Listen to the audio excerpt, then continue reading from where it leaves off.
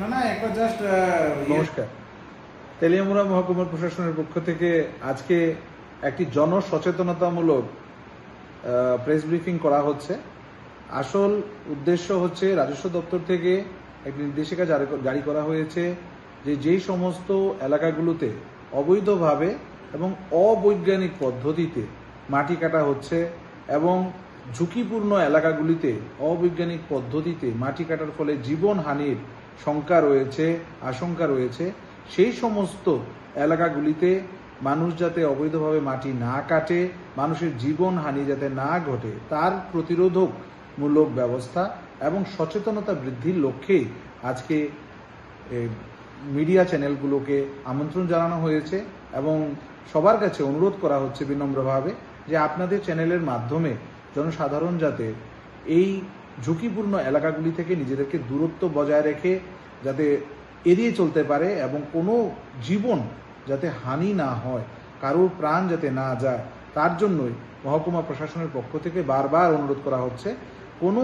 অবৈধভাবে কোনো জায়গায় বা অবৈজ্ঞানিক পদ্ধতিতে কোনো জায়গায় মাটি কাটা যাবে না। যদি আমাদের এরকম নজরে আসে আমরা সেগুলিকে নো আর্থ কাটিং জোন হিসেবে ঘোষণা করে দেব এবং সেই জায়গাতে কোনোভাবেই অবৈজ্ঞানিক পদ্ধতিতে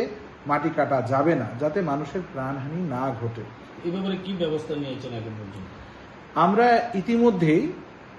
মুসলিম পাড়া উত্তর গোকুলনগরে আমরা অবৈজ্ঞানিক পদ্ধতিতে মাটি কাটার দুটো ঘটনা দুটো প্লেস আমরা আইডেন্টিফাই করেছি, যেখানে আমরা সাইনবোর্ড লাগিয়ে দিয়েছি এবং মাইকিংও করা হয়েছে ককবরক এবং বাংলা ভাষায়, যাতে মানুষের সেখানে যাতে মাটি না কাটতে পারে। পাশাপাশি আমরা ফরেস্ট দপ্তরের কাছেও চিঠি পাঠিয়েছি যাতে ওই ঝুঁকিপূর্ণ এলাকাগুলি আমাদের তেলিয়ামুড়া সাব ডিভিশনের মধ্যে যদি আরও থেকে থাকে সেগুলিকে বের করার জন্য আমরা সেই এলাকাগুলিকে নো আর্থ কাটিং জোন বা মাটি কাটা নিষিদ্ধ এলাকা হিসেবে ঘোষণা করে দেব, যাতে ওইখানে